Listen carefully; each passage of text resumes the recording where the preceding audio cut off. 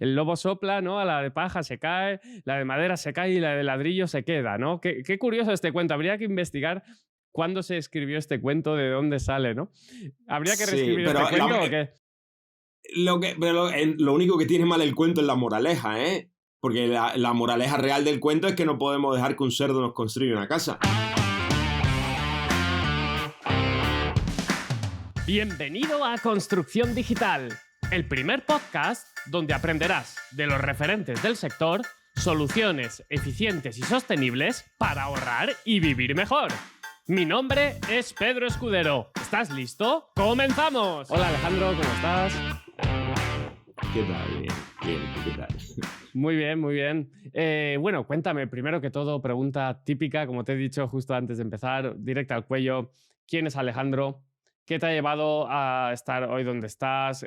Pues con la empresa también, el mundo de la bioconstrucción, esta casa espectacular que tienes detrás. Cuéntame un poco sobre ti. Pues Alejandro nació en Cuba ya hace más de 50 años y ha hecho muchas cosas por ahí, por el mundo. Me fui a estudiar a Alemania en los años 80 del siglo pasado y ahí fue donde me formé como arquitecto interiorista y bueno, empecé a hacer un montón de cosas por ahí. Me dediqué mucho al mundo también de la comunicación, del diseño gráfico, diseño industrial, he hecho un montón de cosas.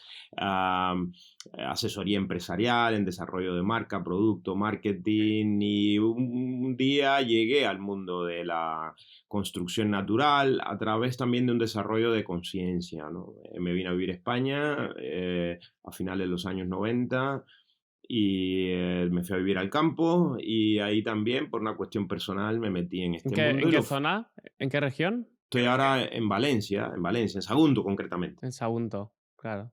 Cerquita, cerquita de donde, de Valencia, que yo también soy de Valencia. Sigue, sigue. Ujú. Sí, sí. Sí, bueno, y ahí se fue mezclando todo, se fue integrando todo. A mí siempre me ha gustado combinar todo lo que hago, ¿no? Yo ya no, yo no divido, ¿no? El mundo laboral de mi vida privada, sino que todo es una vida que es todo una cosa. Entonces, bueno, eso me llegó a integrarlo todo y meterme tanto de llegar desde lo profesional, que de mi formación como arquitecto interiorista, a todo el tema este de la construcción natural, etcétera. Ujú. Me has comentado que es cuando llegaste a España, cuando diste ese cambio, o ya venías ya desde antes pensando, o igual viste algo en España que te chocó y dijiste, porque claro, todo esto, como me estás diciendo tú, que combina lo profesional y lo personal, ¿no? Entonces, Es que siempre, yo creo que el hilo conductor siempre ha sido lo ideológico, se puede decir. Yo siempre he tenido un modo de vida tirando más a lo que dirían ahora lo alternativo, ¿no? Siempre me interesó mucho la vida saludable, la vida sostenible, mis relaciones familiares siempre lo han sido así, la formación de mis hijos, también, incluso por procedencia quizás un poco, tengo esa cosa de lo social, ujú, de mi educación infantil siempre fue muy marcada por el bien común, por una serie de factores, que bueno, ya eso tiene un trasfondo incluso más político, pero siempre he andado por ahí, entonces bueno, eso me fue llevando a estos derroteros, ¿no? No ujú. hay un cambio así radical, sino que bueno, llegó un momento que ya estaba dentro. Y como te decía, cuando me vine aquí a Valencia, que me vine a vivir un poco en el ámbito rural, pues ya eso fue lo que me hizo ya vincularme directamente a estos temas. Ujú. ¿Desde cuándo? O sea, desde los 90 entiendo que estás viviendo en casas, igual no en esta, en otra, pero de este estilo, ¿no? Ujú. Sí, bueno, empecé viviendo primero en Mallorca, estuve unos años, 8 años por ahí. Y ya después me vine a Valencia, entonces aquí, como ya compramos un terreno propio, entonces fue que ya sí los primeros cambios y construcciones que empezamos a hacer ya fueron enfocados al uso de materiales naturales, de soluciones bioclimáticas, este tipo de cosas. Ujú. Qué interesante, ¿no? Porque ahora se está poniendo todo esto de moda, ¿no? Y Sí, vosotros antes ya hace, éramos unos... hace 30 años, bueno, es lo que suele pasar. Al final los que son más igual intelectuales en el sentido de que no meditan estas cosas más, pues son unos avanzados siempre, ¿no? Y ahora parece que todo esto sea de hoy cuando tú hace 30 años ya te lo estabas planteando. no todo esto, ¿no? Sí, bueno, éramos como, ¿no? Éramos ahora le dicen hippie, en aquel momento no éramos todavía, porque el hippie es otra cosa, ¿no? Eran Bueno, otros tiempos. los hippies son de los 70, pero también de Claro, Ibiza, Mallorca, en fin, que un poquito más tarde, ¿no? Pero sí, sí. sí, bueno, pero como llevábamos una vida más alternativa, uno te daban por locos, otros te daban por, bueno, así poco, toda aquella cosa, ¿no? De ser vegetariano, de ser, no sé, de reciclar, de cultivar, de hacer todas estas cosas y ahora resulta que incluso, bueno, a veces tengo que tener cuidado porque ya me critican alguna cosa, ¿no? La gente, ¿no? Es como todo, ¿no? Aquello, ¿no? En la política que la gente pensaba de primero eran los más de izquierdas y después al final los vienen a criticar por otras cosas, Claro, ¿no? claro, sí, sí. Sin embargo, nunca, no ha cambiado tanto, pero el mundo es el que va cambiando y a veces te pasa, ¿no? Bueno, y a veces te vendrán a intentar dar lecciones ahora, ¿no? Los neo, como le llamemos, ¿no? Te vendrán a dar lecciones de cosas que igual llevas 30 años practicando, ¿no? Que dices, bueno, esto ya hace mucho que se descubrió, ¿no? En fin, vamos a hablar un poco sobre Ocambuba, a ver si lo digo bien, Ocambuba. ¿Me cuentas? Primero cuéntame el origen, venga, de esta palabra, ¿de dónde viene? El origen de la palabra. Bueno, yo creo, el origen de la palabra es súper simple. Eso significa en guaraní, significa mamífero. O sea, la palabra, ahora si vamos a la parte etimológica del significado de la palabra, ¿no? ¿Por qué Ocambuba? Bueno, todo está relacionado con lo que estábamos hablando antes ya. Por supuesto que a nosotros siempre el hilo conductor nuestro es un cierto comportamiento libertario, ¿no? Ahí nos identificamos mucho durante una época con un poeta catalán, que es Jesús Lizano, un poeta catalán anarquista que nos divertía mucho las cosas que escribía, bueno, aún lo seguimos leyendo, y tenía un poema o tiene un poema que se llama Mamíferos, yo solo veo mamíferos, ¿no? Entonces un poco va enfocado a que en definitiva la liamos siempre y montamos de todo tipo de historias y tenemos un montón de cosas en la cabeza y en nuestra actitud, pero al final somos mamíferos. Entonces siempre utilizamos mucho esa broma, ¿no? De decir, bueno, si lo que somos mamíferos. Pero la palabra mamífero suena un poco fea. No, es una palabra un poco altisonante. No tiene tanto investigando. tirón, no tiene tanto tirón. Claro, estuvimos mirando diferentes lenguas, si era cool que fuera en inglés suena fatal, en alemán fatal, en francés igual, hasta en esperanto. Y descubrimos que en guaraní sonaba tan bonito eso de Ocambuba, ¿no? Suena así un poco etno, Sí, ¿no? sí. Sí, sí. Y Y además, bueno, encaja mucho con él. Pero bueno, aquí va pregunta súper ignorante. Aquí los que seáis cubanos que me estáis escuchando ahora, igual ya aquí no me critiquéis, pero bueno, ¿el guaraní también se hablaba ahí en Cuba o no? no, el guaraní es Suramérica. Claro, por eso. Sí, sí. Suramérica. Y escogimos guaraní por Google, ¿eh? No tenemos ninguna relación cultural directa con el guaraní. Ha aparecido después alguien por ahí, algún alumno de un taller o algo así, que le ha causado gracia porque sí tiene alguna relación cultural, pero no, lo nuestro fue buscando por internet y encontramos la palabra. No tiene mayor... Ya, ya, ya. No, pero la verdad es que es muy, muy interesante. Y ahora cuéntame, venga, ¿qué hacéis vosotros, no? ¿A qué os dedicáis en Ocambuba? ¿Qué es lo que hacéis? Bueno, en principio ahora Ocambuba es una empresa que tiene el formato de cooperativa, pero todo empezó ya hace unos 10 años, primero como una asociación de intereses, porque como te dije, como yo empecé con esta movida de construir, de investigar, de hacer cosas, fue la época de aquella crisis, empezó a aparecer mucha gente por aquí por donde vivíamos amigos, que le interesaba también el tema de la vida alternativa, que ya nos veía como mayores, que teníamos esa experiencia, como decías tú, que llevábamos ya 30 años viviendo así, entonces, bueno, un poco se interesaban por lo que hacíamos, y se creó un grupo de intereses donde empezamos a experimentar, a probar cosas, y se creó una especie de asociación informal. Curiosamente, quizás también por mi propia orientación profesional, aparecieron otros técnicos, aparejadores, ingenieros, arquitectos, que le interesaba el tema, nos pusimos y fuimos a algún taller, organizamos nosotros mismos algún taller invitando ya profesionales de experiencia y se fue consolidando un grupo. En un momento determinado nos interesa el mercado, queremos nosotros también ofrecer servicios alrededor del tema de la construcción natural. Claro. Y bueno, y necesitamos constituirnos de alguna forma por cuestiones legales y económicas, claro, y decidimos crear la empresa. Eso fue hace 7 años. Y entonces se crea, claro, en ese momento volvemos a lo mismo. Hay un basamento ideológico en todo esto. Al darle vuelta qué tipo de empresa creamos, decidimos hacer una cooperativa. Claro. Porque, bueno, es coherente con el tema, ¿no? El tema de crear una cooperativa, claro, una empresa colaborativa, una empresa que tenga una base de economía colaborativa, o sea, una comunidad productiva, como solemos decir, y bueno, tiene forma de cooperativa, pero es una empresa que da una serie de servicios alrededor de la construcción natural, de la bioconstrucción, ¿no? Trabajamos el tema de gestión, de diseño, de gestión de obra, de proyecto, trabajamos como constructora, o sea, dando servicios... Okay. O sea, que tenéis la parte de diseño, de consultoría de diseño, que podéis realizar proyectos, ¿no? En función de clientes que os llegarán y que os dirán, oye, que yo quiero pues una casa, pues eso, que sea sostenible, sana, en fin, y vosotros eso lo hacéis y luego además también tenéis la constructora de construís, pero no solo eso, ¿no? También os dedicáis a la formación.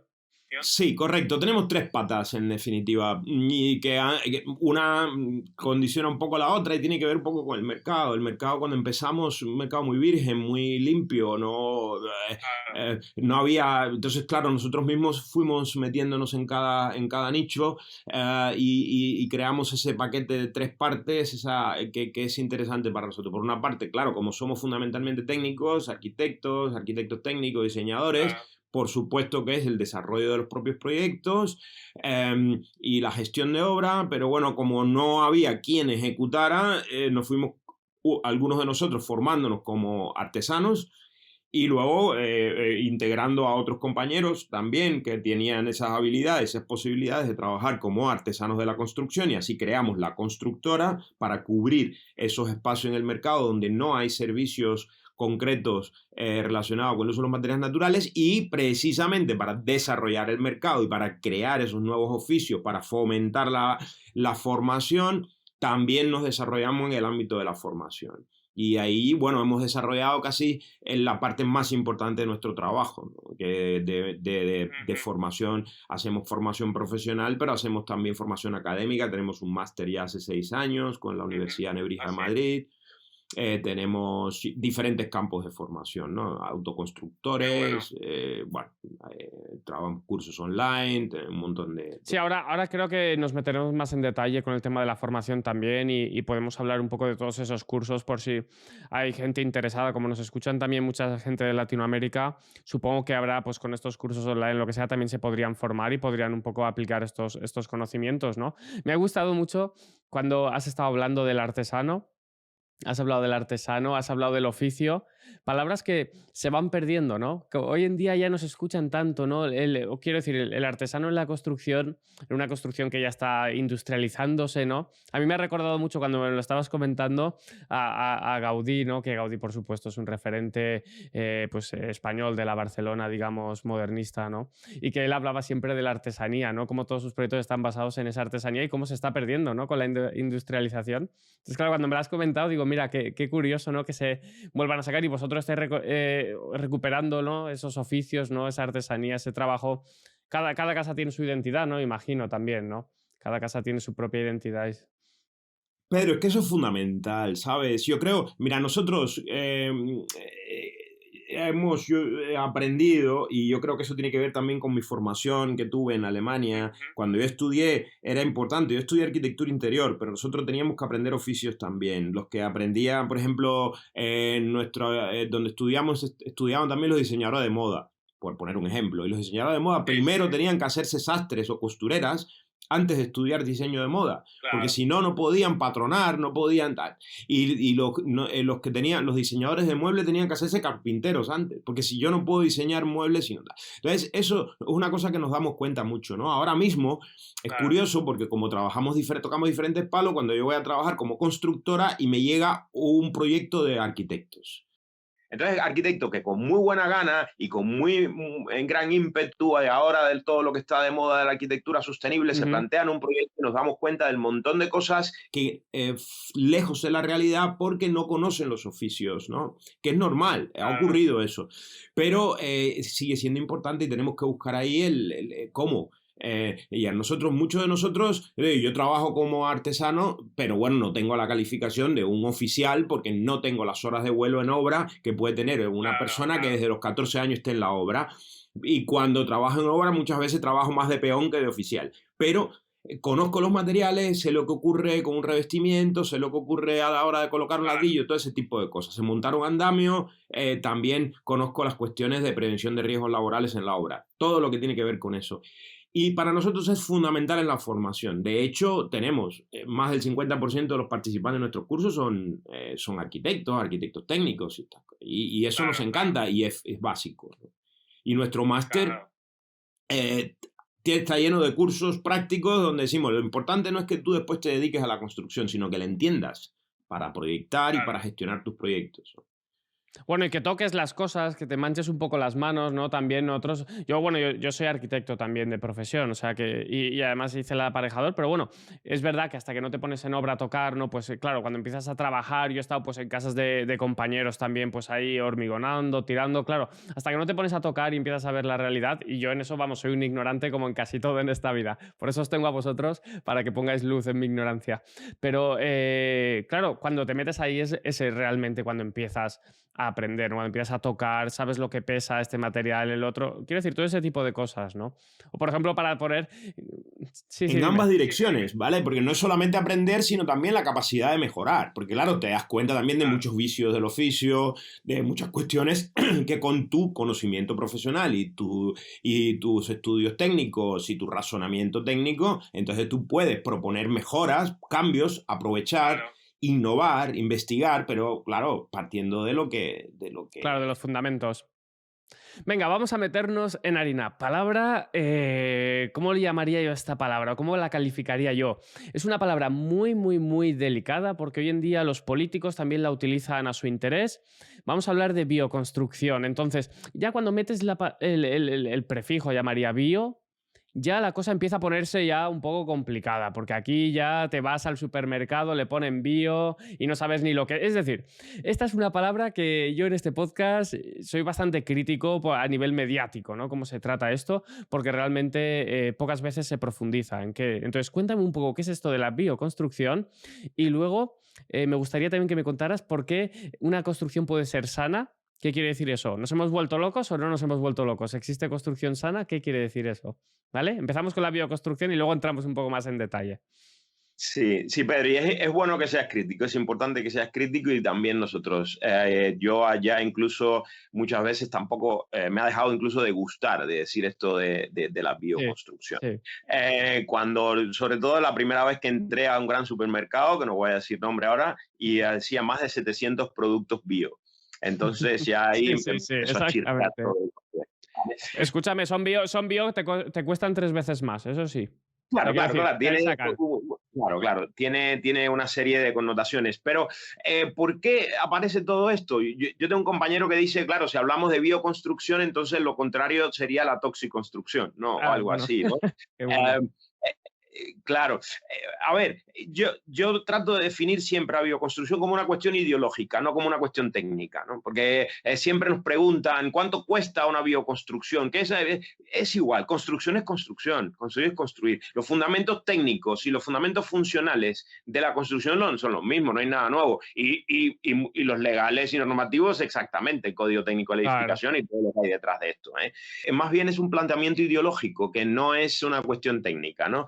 Que en definitiva, bueno, se trata de razonar que la construcción es para construir nuestro entorno edificado, o sea, lo que necesitamos nosotros como seres humanos, y que por lo tanto hay una serie de factores que tienen que ver tanto la relación con ese entorno como con nuestra propia salud, nuestras propias necesidades, y verlo todo. Claro que me puedes decir, claro, pero para eso se construye, pero es que ese no es el problema. Hoy en día el problema que tenemos en Occidente es que la construcción es un producto más del mercado y uno de los más grandes, importantes, todo el tema de la industria de la construcción con todas sus consecuencias y relegando en segundo plano la propia necesidad que tiene una vivienda, ¿no? Entonces, claro, ahí es donde aparece ese nuevo concepto, no para volver, porque se confunde un poco. El hecho de ser bioconstrucción no estamos hablando de volver al pasado, ni de no, es simplemente ser más consciente, tener una serie de cosas en cuenta que son importantes para nosotros, para nuestra vida, para nuestra salud, para la salud del entorno, para el intercambio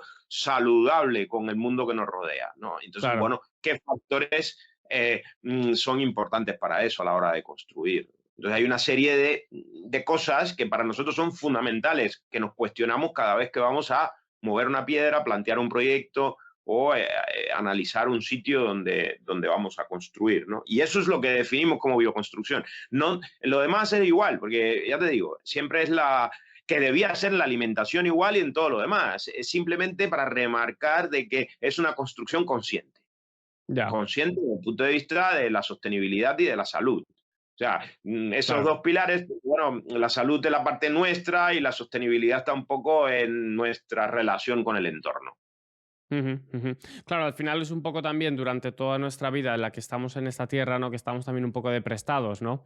Esto no es que sea nuestro, de que sea todo nuestro, sino que estamos en esta tierra de prestados, que nuestro impacto pues no interfiera un poco en el crecimiento natural, ¿no? Entonces, me has dicho, hay una serie de parámetros que tenemos en cuenta para definir, esto me salgo un poco del guión, pero bueno, como me lo has comentado, hay una serie de parámetros que tenemos en cuenta para definir esta bioconstrucción, igual, o vosotros me refiero, ¿cuáles serían esos parámetros? ¿Qué tenéis en cuenta a la hora de definir esta bioconstrucción? En primer lugar, la relación con el entorno. Tenemos que construir en simbiosis con el entorno. ¿Qué quiere decir?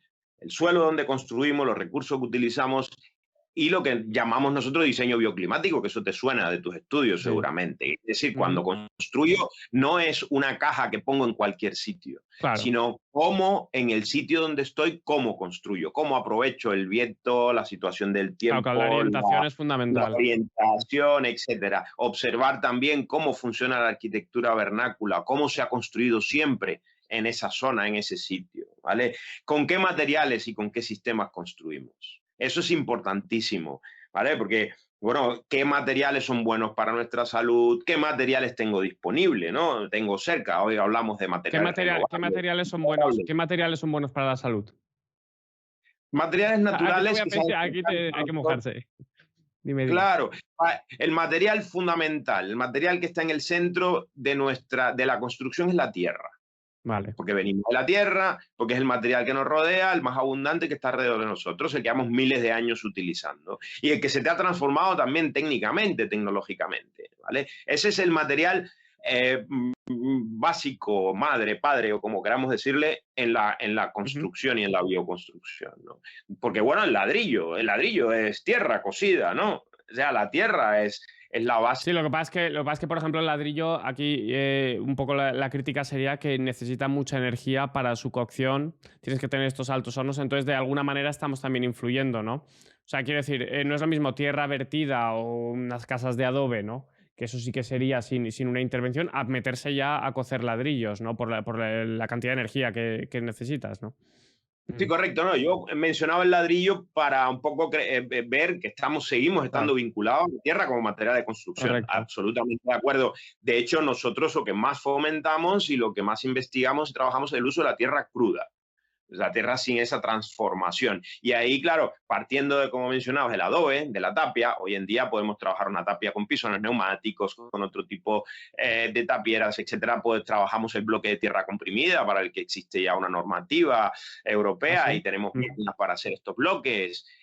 sin transformación con tanta energía, o como mencionabas, la tierra vertida. Ahora mismo nuestro compañero, el presidente de nuestra cooperativa, Joan Romero, acaba de terminar su doctorado la semana pasada en la Politécnica de Valencia, precisamente en el desarrollo de dispersantes naturales para Sí. hormigón de tierra, para darle más aplicación, ¿no?, al uso de la tierra en hormigonados. Eso tengo un podcast que fue en el quinto podcast de esta temporada, fue en Panamá, con un equipo que hablaban sobre la tierra vertida, que habían intentado, pero igual este estudio les vendrá bien. Mira, se lo vamos a dejar en las notas. Luego, cuando acabemos la charla, me tenemos que contactar o algo para que lo puedan ver. Porque ellos estuvieron haciendo estudios, arquitectos, también un poco de arquitectura social también en Panamá.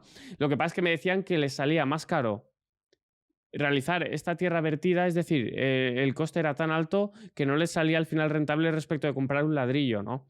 Entonces, claro, era un poco ese problema. Igual tecnológicamente no estaba tan desarrollado, ¿no? Porque ellos también experimentaban mucho. Pero bueno, este estudio seguro que les interesa para seguir desarrollando sus estudios, ¿no? Claro, que eso también nos lleva un poco a esta crítica, ¿no? Un poco. Pero bueno, sigue, perdona que te he cortado. Sí, bueno, porque me preguntabas ya por el tema de los materiales. Sí, Yo clasifico el material en tres bloques así fundamentales, o tengo tres materiales y sí. después hay más, pero tres materiales que son característicos en nuestra bioconstrucción, y me refiero, vuelvo a que la bioconstrucción, estamos hablando de la construcción contemporánea, con criterios de sostenibilidad y salud, etcétera. Tenemos la tierra como la base, y después ha aparecido el fardo de paja, la Exacto. bala de paja, Sí. como material innovador. Sí, porque la gente te dice, cuando le dice que construir con paja, te dice, no, como siempre se construyó con paja. No, no, la paja como siempre se construyó era en el adobe, en tal. Nosotros utilizamos la bala de paja, y eso es un material nuevo. Es un material nuevo Sí, porque sí, como eso quiero que me cuente, quiero que entremos en detalle con ese material. Sí, sí. Dime. claro, y luego tenemos la madera como el hilo conductor, la madera que no se ha perdido porque ha seguido manteniéndose dentro de la construcción como un material fundamental. Para nosotros es Claro. básico en las estructuras, y bueno, la madera ha desarrollado nuevos materiales, tableros de fibra de madera, con maderas de crecimiento rápido, etcétera. De hecho, ahora aparece también, volviendo a la parte académica, en la Universidad de Valencia se acaba de crear la Cátedra de la Madera, Maderamen, que empezará a funcionar este año en Ah, sí. arquitectura, la Cátedra de la Madera. O sea, por fin se reconoce que es importantísimo, que no tenemos que seguir todo hormigón, hormigón, hormigón, sino que estos Claro. materiales Bueno, ahí tienen... está la Cátedra Blanca también. Ahí está la Cátedra Blanca, que tampoco mencionaré mucho, pero bueno, de los tiempos en los que estaba yo, pues estaba esta, ¿no? Que era el hormigón. Y ahora está la madera. Qué bueno, ¿eh? ¿Tienes mucha relación con la Universidad de Valencia? ¿O tienes algún contacto? ¿O tú mismo que estás ahí o qué? Porque te escucho, sabes que veo que estás al día. Sí, estamos todos, Ah, como te decía, nuestro compañero, el presidente de la cooperativa, Joan Romero, está allí en la Cátedra de la Madera, y acaba de doctorar, y ah, no ujú. solamente en la Universidad de Valencia. Sí, hemos mantenido siempre el vínculo porque ha sido importante para nosotros. Claro, No claro. es, por eso antes decía un poco en broma el tema hippie y tal, si no nos vinculamos, si no nos mantenemos integrados al desarrollo, mal asunto. No se trata de Claro, eso. Queremos claro. mantener el ritmo e integrarnos al desarrollo normal de nuestra Claro. vida, ¿no? Y eso Claro, forma parte. es que al final el desarrollo un poco tecnológico aquí, igual vienen un poco las discusiones, ¿no? Por ejemplo, la primera sería, si la tecnología no es capaz de que estas construcciones sostenibles no tengan que ser, porque a día de hoy mucha gente dice, no, a nivel de precio, por ejemplo, no me meto en una casa sostenible porque es muy cara. Entonces, claro, yo eso no estoy de acuerdo con eso, no estoy de acuerdo con ese, pero bueno, sí que suele pasar con clientes que dicen, no, es que esto es muy caro, pero yo creo que nuestro trabajo y nuestra labor también como técnicos o como pues investigadores es también que no exista una diferencia, ¿no? Porque ¿por qué al elegir algo que sea sostenible se tiene que pagar más, por ejemplo? Entonces ahí es donde entra la tecnología, ¿no? ¿Cómo empleamos la tecnología para evitar esto, ¿no? Y para cómo decirle a una persona, no, mira, es que la diferencia es mínima. Lo que pasa es que el impacto que tú haces sobre la Tierra es muy grande si estás trabajando con esta tecnología o con la otra. ¿Tú qué opinas sobre todo esto? Es que eso tiene varias facetas, y casi yo empezaría por el final, el tema del caro y el Ah, barato, y es que estamos en una perversión económica. ¿vale? Ujú. A la hora de evaluar los costes. Está claro que tiene que ser más caro. A ver, no es que tenga que ser más caro, hay una cosa de sentido común. El mercado, como está enfocado al rendimiento del dinero, todas las soluciones que se establezcan en el mercado siempre van a ser probablemente las más baratas, ¿no? Porque son las que más rápido van a generar dinero, que es la base del Ujú. mercado. Entonces, si la bioconstrucción, si el uso de la tierra fuera lo más barato, entonces las grandes constructoras utilizarían tierra, no utilizarían cemento, porque le podrían sacar más pasta, ¿no? O sea, Mm. no tiene ahí visto desde el otro enfoque, ¿no? Pero yo te decía que hay una perversión económica porque se analiza siempre o se trata de analizar las cosas en su coste, claro, porque el dinero lo tenemos de nuestro trabajo, cuánto nos cuesta conseguir el dinero para después invertirlo en lo que hacemos. Pero bueno, Claro. vamos a comparar lo que hacemos y cómo vivimos y te das cuenta de eso, ¿no? Que ahí hay una, es muy relativo el tema del coste. Cuando vemos la bioconstrucción, para mí es un buen ejemplo porque la conozco a fondo y Claro. cuando desgloso los costes que tiene una obra, etcétera, donde me doy cuenta de toda esa perversión económica. Claro que una camisa nos cuesta 3 euros porque la está cosiendo un niño en la India. Mm. Entonces, claro, entonces imagina, claro, cuando lo que pasa es que no nos podemos traer la casa hecha, que bueno, que también se hace ya en parte, de Está un sitio empezando. de esto, y entonces, claro, cuando comparo uno de los materiales más ecológicos y eficientes que conocemos en la construcción es el corcho natural, como Sí, aislante, ¿verdad? sí, he oído hablar bastante, sí. ¿Y por qué es tan caro el corcho? Pues porque el alcornoque se da en España, en Portugal y en Italia. Y Ujú. entonces lo corta, es un trabajador que tiene seguridad social, que tiene que paga impuestos y que va a comprar a Carrefour igual que tú y que yo y que va a exigir que se le pague debidamente. Y ese producto se transporta por las carreteras de España y llega a una tienda, etcétera, etcétera. Entonces, claro, eso es un coste real, el Claro, del. claro, ahí has metido un tema muy interesante. Has metido un tema muy interesante. Y Mm. entonces el bambú me dicen que, claro, que a pesar de venir de Colombia, sigue siendo sostenible porque por la capacidad de regeneración y el bajo coste que tiene. Claro, porque hay entonces un colombiano que no sé cuánto le pagarán, que va y lo corta con un machete. Y entonces, claro, resulta que me dicen aquí que el bambú es barato, que no importa, porque, claro, hombre, entonces no tenemos en cuenta esas cosas. Y ahí nos damos cuenta de toda esa perversión. Sí, Claro, sí, sí.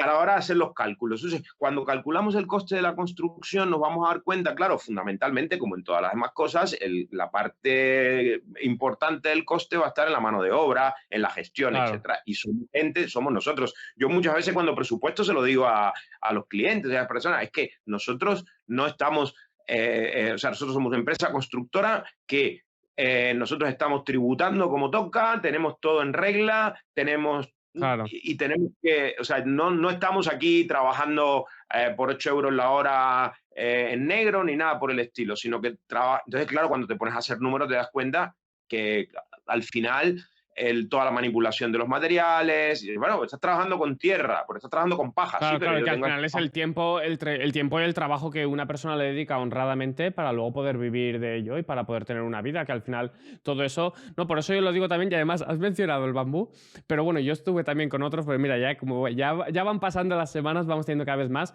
con unos compañeros franceses que estaban viviendo en Perú y estaban en el Instituto del Bambú y ellos hablaban de que, claro, hablaban exactamente lo mismo. Es muy importante tener en cuenta el origen de esos materiales.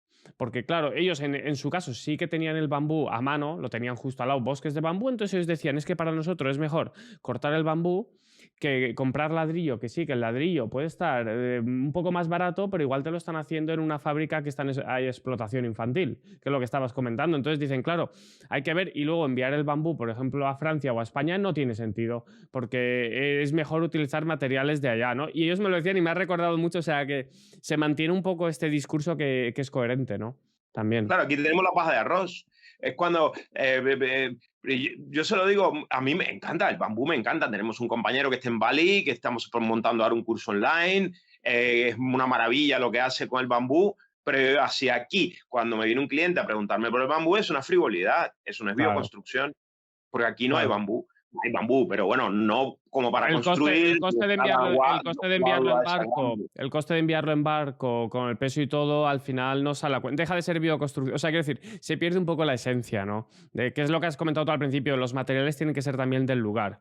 ¿No? Porque si ya te tienes que traerlo en barco desde la otra parte del mundo, pues ya como que empiezas todo a ser una incongruencia, ¿no? Un poco pasa con la madera esta, ¿no? ¿Qué opinas de esta madera? Seguimos con el tema también, esta madera laminada que traen de Suecia o de estos países. ¿Qué opinas sobre todo eso? ¿Vosotros trabajáis con ese tipo de madera? Casi que me iba a enganchar ahí mismo ahora, porque yo iba a decirte incluso que hasta para mí tiene más sentido traerme una madera laminada de Suecia o de Alemania que traer bambú de Colombia.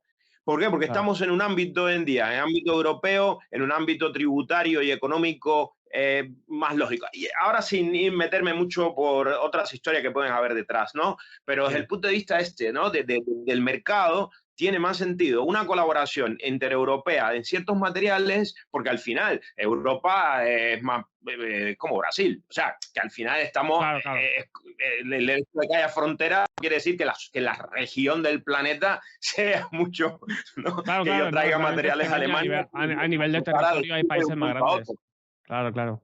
A nivel de Claro, claro. territorio. Pero bueno, el tema de los materiales de la madera transformada hay que ver en cada caso, porque sí, hay maderas laminadas, cómo se laminan, de dónde proceden esas maderas, qué tipo de colas se utilizan para laminarlas, etcétera. Pero hasta cierto punto, el uso de maderas transformadas puede tener más sentido ecológico en parte. Ya te digo, hay que ver muchos detalles que maderas cerradas. ¿Por qué? Porque las maderas cerradas que estamos utilizando en estos momentos, precisamente para proteger los bosques antiguos, etcétera, son maderas de muy baja calidad para la construcción, porque son maderas de crecimiento rápido, pinos y coníferas, etcétera, que no tienen luego esa resistencia en el Claro. tiempo, que son más susceptibles a los xilófagos, etcétera. Sin embargo, cuando entonces, de manera industrial, con la tecnología, los conocimientos que tenemos, transformamos esas maderas para darle esa resistencia, esas capacidades, probablemente sea mejor que tener que utilizar un árbol o utilizar una estructura de hierro para, por no poderle dar respuesta Claro. con madera. A grosso modo, ahí por Claro, supuesto hay que hay matices luego. muchísimos Claro. matices, ¿no? Pero nosotros utilizamos bastante maderas transformadas, como tableros de fibra de madera o maderas laminadas, según, para dar soluciones, en muchos casos, bueno, yo ya te digo, incluso a veces me compensa más utilizar una madera laminada que venga de Austria que utilizar un material super cool, natural, que venga de Brasil. Claro. ¿Y qué pasa con, por ejemplo, hormigón, entiendo, acero? ¿Estos materiales intentáis evitarlos o...? Sí, a ver, aunque nosotros no somos ningunos talibanes de todo esto, ya yo creo que te puedes haber dado cuenta, queremos ser críticos y racionales. El descubrimiento del cemento, por supuesto que fue un gran aporte, ¿no? Porque se logró dar a la cal una mayor resistencia a la compresión, la capacidad de poder construir alto, rápido, etcétera, ¿no? Y aportó muchas cosas. Lo que pasa es que, como en tantas cosas, hay una aberración, un exceso, además un exceso ilógico, porque vemos las consecuencias, que no se obtienen construcciones de mejor calidad, ni mucho menos. Y entonces, bueno, evitamos. Nosotros muchas veces utilizamos el hormigón en cimentaciones, en según qué usos, donde realmente tiene sus prestaciones. Nos preguntan mucho, ¿cómo puedo hacer una cimentación en bioconstrucción? Hombre, claro que puedes hacer una cimentación con piedra, puedes hacer una cimentación con un hormigón ciclopio de cal hidráulica, pero eso tiene un coste y un montón de rollos. No es tan simple y tenemos que ver la consecuencia que puede tener. Entonces, bueno, sí es posible utilizar o utilizamos muchas veces soluciones de tipo convencional y vamos integrando. Ahora evitamos. ¿Por qué? Porque, por ejemplo, el hormigón, o bueno, el hormigón de cemento, porque hormigón ahí tiene otras posibilidades. El hormigón de cemento, porque es el cemento el problemático, tanto por su fabricación, por su logística y también por su comportamiento físico. Tiene realmente mucha dureza, tiene mucha resistencia a la compresión, pero luego tiene problemas de transpirabilidad, es su propia rigidez. Es negativa en muchos tipos de construcción porque no permite movimientos y luego su proceso es es irreversible, ¿no? En cuanto al hierro, el problema del hierro es la transformación tan brutal que tenemos. Entonces, claro, el hierro en construcción, nosotros por ahora estamos concentrados mucho en la vivienda unifamiliar, en construcciones de escala más humanas. Quiero decir, hay trabajos ya importantes en bioconstrucción en Europa de pequeñas urbanizaciones, de edificaciones de 4 o 5 plantas, 7 plantas, etc. Entonces, bueno, realmente ahí no necesitamos esas estructuras brutales y esos sistemas y podemos seguir trabajando con la madera y con otros materiales.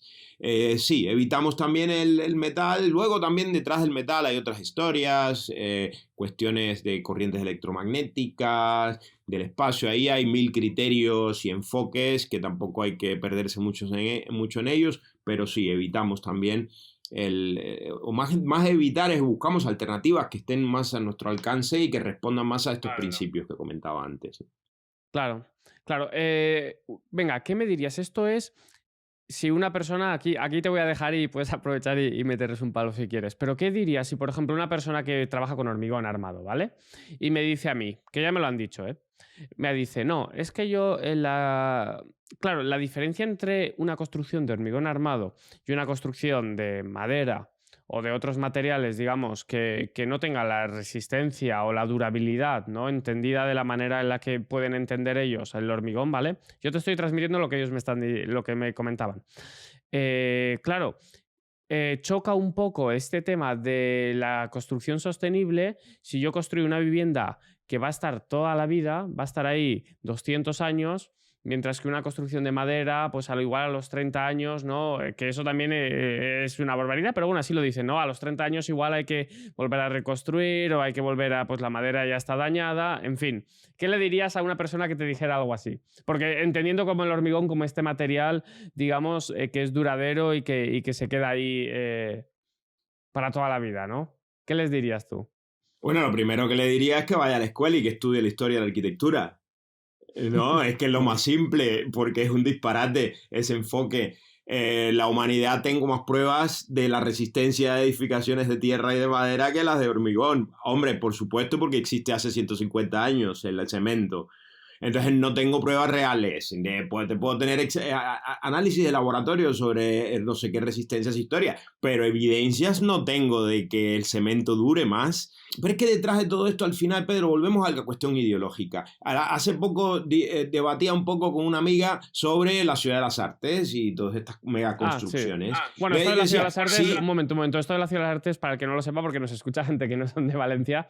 Entonces, todo esto son los edificios de Santiago Calatrava, arquitecto también polémico en muchos casos. Bueno, muy querido en todo el mundo y a veces odiado más en Valencia. Pues por eso que dicen también, ¿no? De que cuando eres de la terreta, pues a veces pues ese cariño no está tan directo. Pero bueno, él tiene en Valencia, en el Río, hay unos edificios espectaculares, porque lo son, grandes, blancos, que ya va cambiando un poco el color con el paso de los años, pero grandes y son bastante espectaculares. Entonces, bueno, eso lo pondremos el link en las notas del programa. Y entonces, nada, eso es a lo que se refiere Alejandro. Perdona, continúa. Sí. Sí, a ver, que ya, pero has mencionado algunos aspectos sobre esto y por eso me refería a la cuestión ideológica, el por qué construimos de qué manera. Indudablemente que desde el punto de vista técnico, desde el concepto formal de diseño, estas mismas edificaciones, como tantas otras que hay en el mundo, es indudable cuando somos profesionales que podemos reconocer su, no sé, su belleza o su... digamos, sus técnicas, sus retos físicos, lo que quieras. Pero después me pregunto, ¿pero para qué yo quiero eso? ¿Por qué necesitamos eso teniendo otro tipo de necesidades? Entonces, ahí aparece, claro, la necesidad de utilizar esos hormigones armados para poder resolver determinadas cuestiones, aunque podemos ir a ver las cúpulas que construyeron los persas en su momento, que lo hicieron con ladrillos de adobe, o cosas así, o construcciones romanas, etc. O sea, que ese tipo de los retos de la arquitectura siempre han estado. Entonces, bueno, ahí vamos a otros ámbitos de debate donde, bueno, puede ser que para determinadas soluciones, claro que tenga que recurrir a materiales como un hormigón, como un tal. Pero luego yo voy, cuando definíamos lo que es la bioconstrucción y lo que es para mí, personalmente, también como profesional o con nuestra empresa constructora, que tenemos que dar un tipo de servicio, etcétera, me cuestiono, bueno, ¿necesito eso? No, no necesito eso. En cuanto a la discusión de durabilidad, de prestaciones, etcétera, ahí yo creo que es un terreno pantanoso, porque ahí realmente hay que definir muy claro qué queremos y qué buscamos también. Y realmente no tengo evidencias de que todas estas cosas se solucionen. De hecho, ahora estamos recurriendo con todas las cuestiones relativas a la eficiencia energética, a la salud de las edificaciones, etcétera. Tenemos que sí recurrir a materiales naturales y a otros materiales que nos están dando prestaciones que nos había eliminado el desarrollo de nuevos materiales, del cemento, de los yesos controlados, de los aislamientos de poliuretano, de todo este tipo de materiales que sabemos Claro. que... Entonces, Claro que esos son derivados al final también del petróleo y que, en fin, bueno, todo lo que viene de allá, pues ya sabemos que eso hay que intentar evitarlo, ¿no? Que a medio y largo plazo son tipos de materiales que van a desaparecer o deberían desaparecer. No sé si tenemos alguna conciencia, digamos, de nuestro entorno. Cuéntame un poco, ya me has hablado un poco de la Tierra y tenemos que hablar sobre los módulos prefabricados de paja, pero rápidamente cuéntame sobre estos revestimientos de arcilla. El Tadelac, ¿qué es exactamente esto del Tadelac? Lo he escuchado alguna vez antes, pero... sí, bueno, el Tadelac aquí sería algo casi anecdótico. El Tadelac es un estuco de cal. Es un estuco de cal que es típico de Marruecos, proviene concretamente de Marrakech. En realidad eso, el Tadelac es una moda. Nosotros, bueno, digo que es una moda, casi tiene hasta un toque despectivo lo que estoy diciendo, pero bueno, es algo que se descubre y que interesa por su aspecto sobre todo estético, pero es un estuco de cal. En Europa también tenemos tremendas tradiciones, grandes tradiciones de estucos de cal, desde Italia, el estuco lustro, el estuco veneciano, tenemos el estuco catalán, los estucos al fuego, todos son formas de aplicar y de hacer resistente a la humedad y al tiempo los revestimientos de cal. Entonces el Tadelac, la característica que tiene es que, bueno, está basado en una cal hidráulica que se aplica, se hace reaccionar con jabón potásico y bueno, crea una especie de cristalización que se bruñe con piedra. Entonces, claro, es un trabajo muy artesanal y muy bello. Ahí en el fondo se está viendo, eso está lo verde que se ve por ahí. Claro. Pero bueno, es un poco también una frivolidad, no es una solución.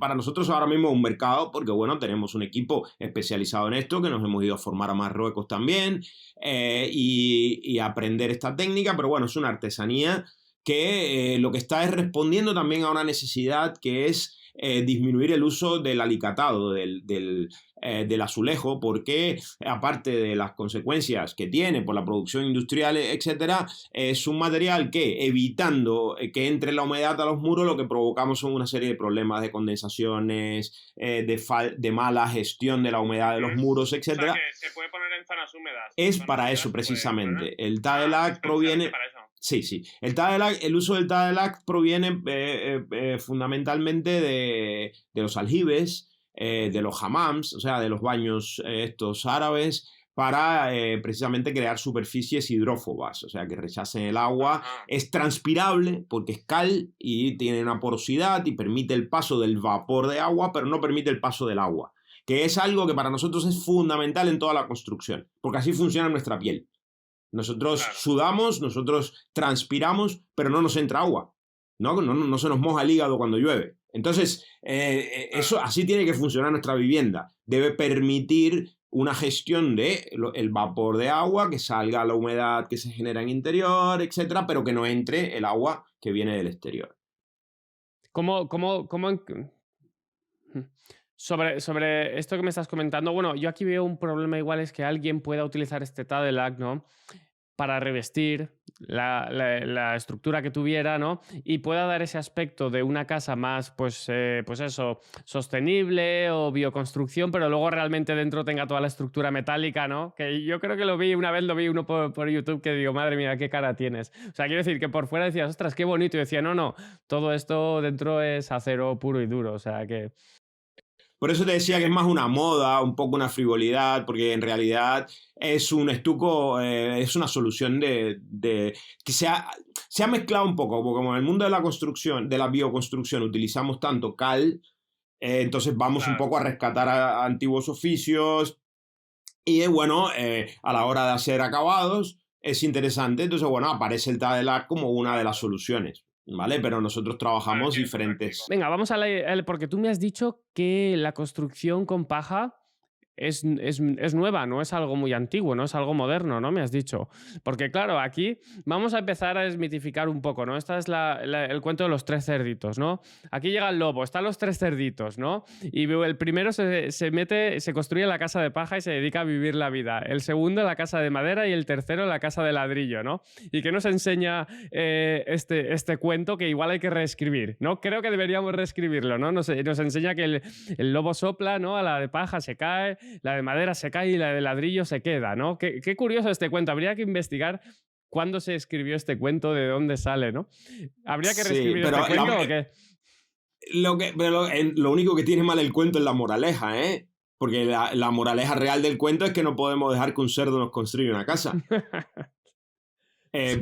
No, es que no, en realidad sí, siempre volvemos a lo de los... Fuera un poco de broma, ¿no? ¿Cómo sería un poco... Claro, la paja, la paja, los ladrillos de adobe de la antigua Mesopotamia que se han encontrado tienen paja, ¿no? La paja, claro, sí. La fibra es que, claro, es que lo hacen los pájaros, mezclar tierra y paja para construir sus nidos, como el ¿no? refuerzo, era una especie de refuerzo en su momento de la tierra. Correcto, ¿no? Ahora le ponen al hormigón, le ponen fibra de polipropileno. Pero bueno, buscamos siempre una fibra que cree esa maraña, ese lío y nos ayuda a armar la masa que tenemos. Entonces, ahí la paja estaba siempre presente. Pero lo que nosotros ahora, el nuevo material es la bala de paja, el bloque de paja, que es la paja comprimida en forma de bloque, que eso aparece el siglo XIX, cuando se inventan las máquinas embaladoras, claro, como resultado de la revolución industrial, etc. Y en los Estados Unidos, claro, que empiezan a fabricar, para recoger todo ese residuo de la agricultura, empiezan a fabricar esos bloques y ya sí se construyen algunas casitas. Porque es un bloque y si tengo un bloque, con un bloque puedo hacer... Qué resistente. Por eso hay imágenes... La bala de paja sería, a ver, que me haga yo una idea. Pondremos una imagen aquí si podemos en este momento, pero esto sería como estas ruedas, ¿no? Son como estas, bueno, no son esferas, en realidad no serían esferas, ¿no? Estos cilindros que vemos a veces cuando vas por el campo, ¿eso serían ya balas de paja? Una cosa así, ¿no? Sí, hay 3 formatos, ¿eh? Lo vemos por ahí por el campo. Hay una bala, esa cilíndrica que dices tú, claro. Hay luego una grandota, muy grande, que pesa 300 kilos, que es un bloque muy grande, y luego hay otra pequeña, que es la que vemos en los mercados medievales por ahí por el suelo para sentarse y esas cosas. Sí. Claro, esa es la que usamos nosotros. Bueno, la que usamos, se usa toda, pero la que más se usa en la construcción con paja, pero es porque se puede manipular más fácil. Claro. Y por las dimensiones que tiene. ¿Qué propiedad, qué característica tiene? Que bueno, es un bloque y se descubrió que ese bloque ya, por las dimensiones que tiene, yo lo puedo utilizar como un bloque para construir. Y fue recuperar esa idea que ya te decía que es del siglo XIX, final del siglo XIX, principio del siglo XX. De hecho, en las afueras de París, en 1921, se construyó una edificación con balas de paja que todavía está. Es la sede actual en París de la red de construcción con paja de Francia. Y está en perfecto estado. Pero realmente en los años 70-80 del siglo pasado es que se aparece la construcción con paja como lo estamos usando ahora. Te construyen con balas de paja. Lo que pasa es que es muy largo siempre, o con fardos de paja, o como queramos decirle. Por eso la gente dice construcción con paja. Pero es el fardo, es importante, porque no tiro la paja de cualquier manera, sino es un bloque comprimido que tiene una densidad de 110 kilos por metro cúbico, que tiene unas propiedades determinadas. Es un bloque compacto. Y esa compacidad es la que me permite utilizarlo tanto como portante como aislante. Y eso es lo interesante. Y eso es la pregunta. Claro. Exactamente, aparece un material que reúne, que me permite hacer un muro y a la vez ya es aislante, porque generalmente yo tengo que hacer un muro de ladrillo y ponerle un aislante. O tengo un muro de piedra muy ancho o un muro muy grueso que por el desfase que tiene funciona como aislante. Sin embargo, aquí el mismo muro ya es un muro, un elemento de envoltorio de la edificación y a la vez tiene las propiedades aislantes que necesito porque y que es muro portante. muro portante, ¿no? Que puedes tener pues una planta, 2 plantas, podrías incluso tener, ¿no? Sin problemas, ¿no? Imagino. Sí, hay edificios de 5 y de 7 plantas ya construidos con fardo de paja en Europa. ¿Ah, Sí. sí? Sí, claro, con estructuras de madera, pero en la con la estructura, combinación. con el entramado de madera, con lo que sería el balón frame, ¿no? Por ejemplo, algo parecido a un balloon frame, claro, correcto. Claro, eso, que ahí ya te puedes ir a donde quieras en función, digamos, de la estructura. Pero solo con las balas estas de paja, con los fardos, solo con esto podríamos llegar a hacer 1 o 2 plantas, ¿se podrían llegar a hacer o no? Sí, porque, normalmente 1 o 2 plantas. Normalmente 1 o 2 plantas, aunque ahora se estaba haciendo un experimento en el Reino Unido de 5 plantas, pero es algo especial y complicado. Normalmente se trabaja 1 o 2 plantas por, claro, por la propia densidad. ¿Cómo se traban los Como un diferentes ladrillo, bloques? como un bloque normal, a contrajunta, simplemente. Luego se le clavan unas estacas, hay toda una serie de técnicas para garantizar de que sea sólido y estable. Se le ponen unas estacas, se hace una compresión de todo el muro utilizando unas cinchas y con unos elementos de madera, unos hunchos, se ata todo para que tenga solidez y luego el revestimiento ya le crea ese cascarón. Claro, que el revestimiento es lo que hace que luego se proteja y que le dé esa durabilidad y que respecto de todo lo que serían agentes, pues eso, que atacarían o lo que fuera, ¿no? Entonces, bueno, sí, pero bueno, las juntas entonces son a hueso, ¿no? ¿No llevan ningún material o se pone nada? No. No, de hecho es importante que vayan, que no haya ningún material para que cuando se comprima cree un todo, ¿no? La paja con paja. O sea, que en el momento que se comprime todo eso ya pasa a ser como un único bloque, ¿no? Ya deja de estar en... ¿Y cuánto es el espesor? 48 centímetros, 50 centímetros aproximadamente, es el espesor de un muro. Sí. Pero estamos hablando, en realidad, de casi la técnica menos utilizada en construcción con fardo de paja. Porque en realidad sí, es posible y es importante entender que se puede, pero luego se han ido desarrollando diferentes técnicas aprovechando este bloque. Perdón. Aprovechando este bloque combinado con estructuras de madera. Al final, digamos que lo que haría sería sustituir a lo que sería el aislamiento también, ¿no? En ese caso, sí. ¿o no? Realmente sí, lo que hace... Sí, aunque claro que la paja tiene un aporte estructural, pero bueno, por eso luego llegamos al tema de los prefabricados. La estructura de madera sí es fundamental en todo el cálculo estructural y la responsabilidad estructural de la edificación, pero la paja también tiene un aporte al rellenar y al tener esa gran densidad esas estructuras, ¿vale? De arriostrar, etcétera. Pero bueno, eso sería ahora muy técnico. ¿Cuál es la transmitancia, más o menos? La transmitancia que tiene. ¿La sabes? ¿Sabes cuánto sería la transmitancia de la paja, del fardo de paja en una estructura de entramado, una cosa así? 0,13. 0,13. Vale. Sí, nos vale. No hace falta que nos pongamos ahora a mirarlo. No, simplemente por saberlo, porque, por ejemplo, supera los de con creces cualquier. Hormigón celular, estoy pensando en un modelo que sería de medio metro. Tienen también medio metro, o sea, 0,5, 0,48 y creo que tienen 0,14 o 0,15. Pero claro, la transmitancia es similar, el espesor es similar, pero claro, ahí el tema de sostenibilidad y tal... Ahí hay diferencias, claro, ya. Porque entonces, claro, ahí es donde juegas, ¿no? Claro. Además, es incomparable un medio metro de hormigón celular con medio metro de paja, que es un residuo de la agricultura. Claro. Por eso digo que ahí en ese momento es cuando sí que se le ve que tiene mucho sentido, ¿no? Venga, dime. Es que la paja, piensa, Pedro, que el mundo entero tiene paja porque el alimento fundamental de toda la humanidad es el cereal. Trigo, arroz, maíz. De eso se alimenta toda la humanidad. Prácticamente. Y cada año. Y no se utiliza ni el 5% de la paja. Todo hay que quemarla, hay que sacarla porque cada año hay que volver a cultivar. O sea, es un residuo absoluto. Entonces, bueno, por otra parte necesitamos fibra y lo que decía antes, la fibra de polipropileno y el no sé cuánto. Bueno, vamos a aprovechar eso. Ni siquiera, incluso en comparación con otras fibras naturales como el cáñamo, el algodón, el lino, que las tengo que sembrar a propósito. Este me sobra. Entonces, bueno, vamos a hacer algo con ello, ¿no? Claro. Tiene todo el sentido y como mínimo emplearlo como este relleno en lo que sería una estructura de madera, en un entramado de madera, como mínimo, ¿no? Empezando por ahí. Luego ya si se llega a soluciones tecnológicamente más avanzadas o con esto, pues venga. Y ahora yo llego a vosotros, ¿vale? Yo llego a Ocambuba, llego allá. Oye, Alejandro, tal, he escuchado el podcast este, me interesa. Pero estoy pensando entre construir mi casa con construcción tradicional o con el sistema de entramado de madera con paja. ¿Qué ventajas o desventajas? ¿Cómo me venderías tú a mí? ¿O cómo me dirías que eligiera el de paja respecto de la construcción tradicional? Bueno, lo que hemos estado hablando todo el tiempo, Pedro. En definitiva, la ventaja fundamental para mí, sin meternos en temas políticos, ideológicos y tal, es la salud. Yo tengo materiales naturales en mi alrededor, materiales que trabajan como yo, como organismos vivos o organismos naturales.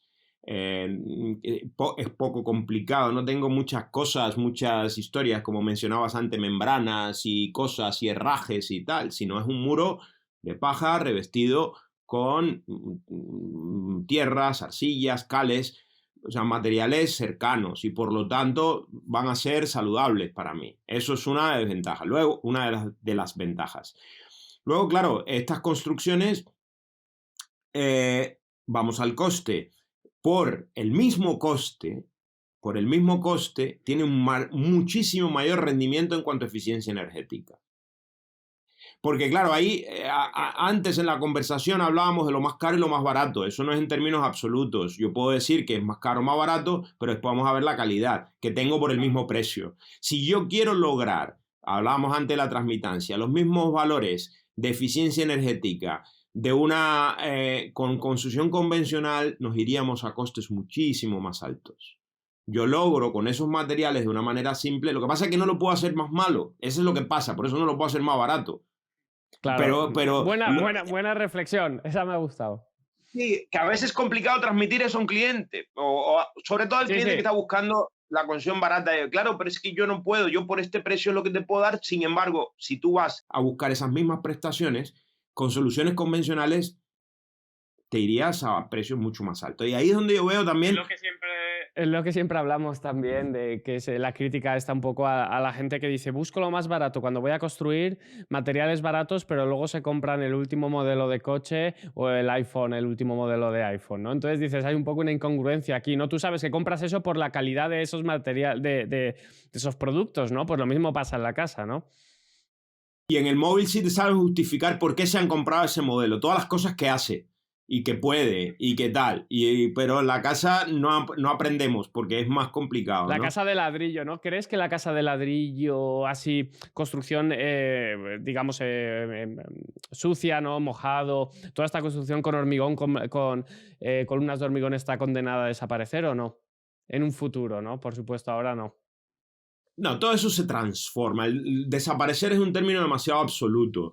Yo creo que todo está en constante transformación y ahí estamos viviendo un momento donde llegamos al clímax del uso de la explotación de todo este tipo de recursos y ya no ni siquiera, fíjate que mencioné antes la salud, porque me gusta más tocar en esa fibra que meterme en todos los temas de lo ecológico y tal, eso se habla demasiado sobre eso. Y es en muchos casos demasiado ambiguo y muy general y lo sabemos todo. Ya está, hay que portarse bien y hay que cuidar el ambiente, eso lo sabemos todo. Pero nuestra salud más importante en ese sentido porque somos nosotros mismos. Entonces, yo creo que nos hemos dado cuenta de todos los problemas. Lo mismo pasa con la alimentación. Ya es más evidente que la gente quiera comer una fruta y una verdura que valga la pena. Y con la ropa lo supimos ya antes, ¿no? Desde el siglo pasado ya nos queremos poner solo algodón y lino. Y si es un material artificial, que sea transpirable, que sea tal, porque claro, eso es incómodo, porque no leemos bien si sudamos, porque tal. Entonces es lo mismo. La alimentación igual y en la construcción va a ser lo mismo. Hay una transformación y bueno, tiene que haber ahí una convergencia de soluciones, una mejora de los materiales. Desaparecer o no desaparecer, eso es complicado decirlo, además, por... las dimensiones acá ha llegado todo, es complicado hacer desaparecer ese tipo de cosas y no sé si tendría sentido, ¿no? Pero sí tiene que haber una enorme mejora y de todos los materiales, de las técnicas, pero creo que estamos en buen camino, no creo que... Claro. Sí, yo creo también que, bueno, todo esto al final Bueno, cuando los políticos ya se empiezan a dar cuenta, yo también tengo mi crítica bastante profunda a todo el sistema político, pero cuando los políticos empiezan a darse cuenta de que el tema de, pues de la sostenibilidad, de todo esto, tiene sentido, sobre todo en la construcción, ¿no? Ahora están los planes hasta 2050, se quiere conseguir que las construcciones dejen de emitir CO2 a la atmósfera. En fin, bueno, no sé si se conseguirá o todo esto igual es un programa de máximos, pero al menos ya empiezan a hablar sobre ello. Entonces eso yo creo que es positivo, porque ellos son al final los últimos, ¿no? Empieza la sociedad, vosotros empezaste hace 30, 40 años, ahí los primeros locos, visionarios, ahora claro, ya os empezamos a contactar, ahora os contactamos y os decimos, oye, cuéntanos qué es lo que estás haciendo, que todo el mundo lo quiere hacer ahora, ¿no? Entonces, poco a poco va avanzando la sociedad y los políticos también parece que se están empezando a enterar de que todo esto hay maneras de vivir, hay maneras de construir y hacerlo mejor, ¿no? Y al final es un poco un trabajo de todos, ¿no? De concienciar también a la sociedad. Pues nada, entonces vamos a terminar. Yo creo que hemos estado un buen rato muy interesante, Alejandro. Me quedan muchos temas que hablar, o sea que en el futuro estás más que invitado siempre a venir. Cuéntame, ¿cómo formarse con vosotros? ¿Dónde os pueden encontrar? Cualquier oyente que esté escuchando ahora mismo el podcast. Bueno, a través de nuestra página web, por supuesto, se accede a toda la información, ocambuba.coop, coop, no com, sino coop de cooperativa. Y tenemos una sección completa, o sea, una página dedicada a la formación, formación.ocambuba.coop. Y ahí, bueno, tenemos diversas ofertas, tenemos cursos cortitos de varios días, de una semana, monográficos para aprender cosas, también para neófitos, para principiantes, gente que quiera aprender técnicas de construcción con tierra, de revestimientos, etcétera, pero también tenemos cursos más complejos dedicados a técnicos. También para autoconstructores, personas que quieren construir o gestionar su propia obra con principios de bioconstrucción. Hacemos, incluso estamos haciendo cada año un par de proyectos serios, grandes, de casas unifamiliares proyectados por arquitectos que se ejecutan en taller para que la gente pueda aprender a llevar una obra desde el principio hasta el final en todos sus aspectos. Y luego tenemos también el máster, que es interesante. Cada vez tiene más éxito. Este año ya teníamos más de 50 alumnos, donde también hay muchos alumnos latinoamericanos, porque estamos dando becas a los... Está dirigido fundamentalmente a técnicos y profesionales de la construcción, o sea, arquitectos técnicos y también profesionales. De hecho, se llama Máster en Gestión de Proyectos de Bioconstrucción. Para entender todo esto de lo que estábamos hablando antes, ¿no? El diseño bioclimático, la eficiencia energética, del cálculo de presupuestos, de todas estas cuestiones que tienen que ver mucho con la gestión de los proyectos, ¿no? Porque creo que ahí hay falta, ¿no? Falta formación. Falta mucha formación, claro, eso nunca se ha dado en la carrera, en los estudios, los estudios universitarios, muchas cosas de estas no se dan. Por eso también este podcast pretende ser un punto también que ayude a la gente a escuchar. Oye, hoy te escuchan Alejandro, oye, mira, vamos a ver un poco qué es esto de Ocambuba, en fin, pretende dar un poco esa formación adicional que en los estudios no se daba, ¿no? Yendo a todos vosotros que sois los profesionales, que sois los expertos, ¿no? En todo esto. Por eso, bueno, hoy ha sido genial tenerte, Alejandro. Creo que hemos pasado un buen rato. A mí me has enseñado muchísimo y nada, estás más que invitado y gracias por venir a Construcción Digital. Muchas gracias a ti, Pedro, por difundir estas cosas y por abrirte a todo. Yo creo que es importante el diálogo, el debate y eso, y la diversidad, ¿no? Muchas gracias. Gracias. Si te ha gustado y quieres escuchar más, suscríbete.